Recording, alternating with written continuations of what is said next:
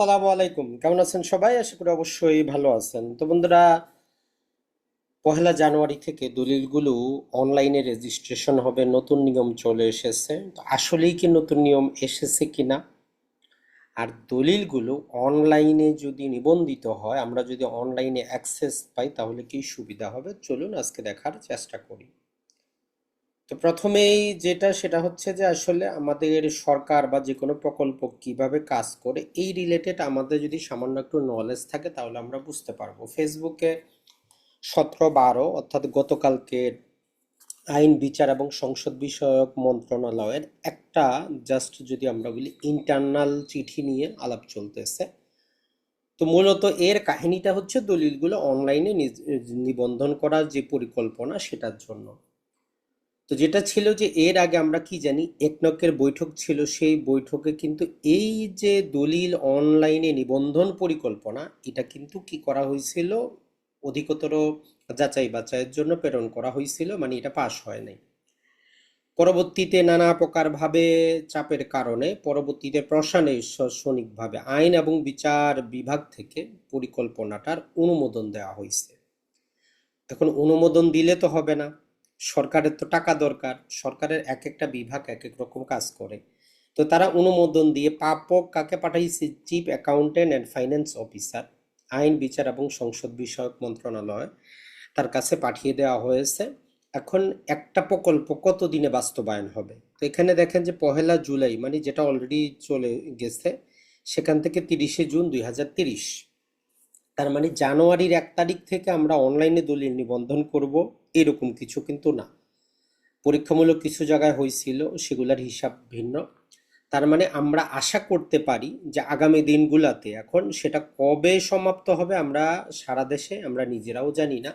তাদের যে প্রকল্পের মেয়াদ, সেটা হচ্ছে যে 2025 থেকে 2030, মানে আগামী 5 বছরের মধ্যে সারা বাংলাদেশের দলিল পত্রগুলো অনলাইনে নিবন্ধনের, মানে ভূমি নিবন্ধন ব্যবস্থার অটোমেশন করা হবে।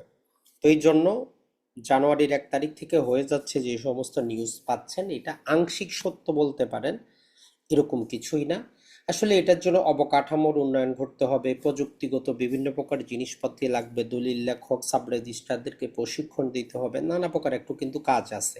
তবে বলতে পারি যে আমরা, এটা হচ্ছে একটা সূচনা, এটা হচ্ছে একটা সূচনা পর্ব, যে অ্যাটলিস্ট প্রকল্পটা অনুমোদনটা দেওয়া হয়েছে। এখন সরকার নর্মালি যেটা করবে, সেটা হচ্ছে তার বাজেট থেকে, তারা অনেক অঙ্কের বাজেট দেখাইছে, এখানে বিভিন্ন প্রকার কর্মকর্তা কর্মচারীদের হিসাব, নানা প্রকার মোট ব্যয়, এগুলো দেখাইছে। তো সরকার একবারের বাজেট থেকে তো আর দিতে পারবে না, প্রতিবার বাজেট থেকে কিছু কিছু টাকা দিয়ে 2030 পর্যন্ত এগুলো বাস্তবায়নটা করবে। আশা করি এই পরিপত্রের মূল থিমটা আপনারা বুঝতে পারছেন, যে সরকার প্রকল্পটা আনুষ্ঠানিকভাবে তারা এগুচ্ছে। এখন আগামী 5 বছরে 2030 সাল পর্যন্ত তারা প্রকল্পটা শেষ করবে, অর্থাৎ সারা বাংলাদেশের এই দলিলপত্রগুলো অনলাইনে নিবন্ধন কার্যক্রমটা অ্যাক্টিভ করবে।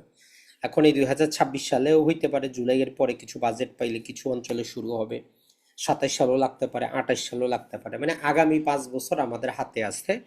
যত প্রকার ঝামেলা আগামী 5 বছরও পোহাইতে হবে, যদি প্রকল্পটা ইন টাইম আসে। যদি এই যে পরবর্তী সরকার আসে, টাকা পয়সা দেয়, নাহলে কিন্তু প্রকল্প বিলম্বিত হবে।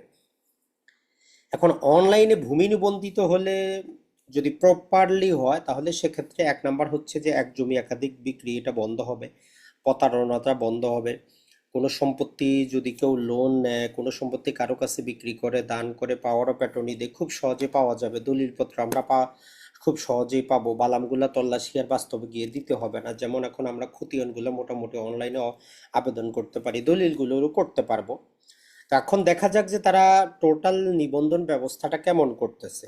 যদি সম্পূর্ণ অনলাইন ভিত্তিক করে, ডিজিটাল যেভাবে আমাদের আঙ্গুলের ছাপের মাধ্যমে জাতীয় পরিচয়পত্র আছে, যদি ওই রকম যাচাই বাছাই করে, ওই রকমই করা দরকার, তাহলেই আমরা মনে করি যে এটা প্রতারণাটা থেকে বাঁচানো যাবে। তবে এই ক্ষেত্রে একটা যেটা সমস্যা হবে, বাংলাদেশে প্রযুক্তি খাতে বিনিয়োগটা কম, এগুলোর জন্য ডাটা সেন্টার দরকার, শক্তিশালী ডাটা সেন্টার দরকার, ম্যানেজমেন্ট দরকার, হ্যাকিং থেকে বাঁচার জন্য প্রযুক্তিগত সহায়তা দরকার।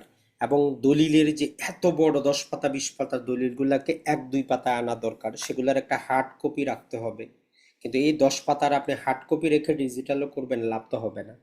তাহলে এইগুলাকে তারা নিয়ে আসতে হবে। মোটামুটি আমাদের পার্শ্ববর্তী দেশ ভারতেও আছে, 2 পাতার দলিল হয়, বেশি না, 1 পাতার মধ্যে সংক্ষেপে সেখানে ভূমিটাকে আইডেন্টিফাই করে কতটুকু সম্পত্তি, আরেক পাতায় হচ্ছে দাতা গ্রহীতা ডিজিটাল যাবতীয় স্বাক্ষর, নাম ঠিকানা। দলিল 2 পাতারই যদি হয় তাহলে এগুলার হার্ড কপি রাখাটাও সম্ভব, অতটা খরচাপাতি হবে না। তো যাই হোক, আশা করা যায়, আমরা আশার বাণী শুনতে পারি যে আসলে দলিলগুলো আগামী 5 বছরে নিবন্ধিত হবে, ডিজিটালাইজড হবে। কথা হচ্ছে যে 5 বছরে বিশ্ব আরো 10 গুণে গিয়ে যাবে। আমরা 5 বছরের ডিজিটাল যদিও করে, যদি আমরা খতিয়ানের মতো 50% যদি আমাদেরকে আবার হার্ড কপি জমা করতে হয়, ওই সাব রেজিস্ট্রারটা যদি আবার বলেন যে আপনি যতই অনলাইন কপি জমা করেন, যদি আবার ফিজিক্যাল কপি তৈরি করে দেন, তাহলে তো কোনো লাভ হবে না। দেখা যাক, আমরা আশাবাদী, আশায় থাকি, ইনশাল্লাহ ভালো কিছু হবে। আসসালামু আলাইকুম, ভালো থাকবেন।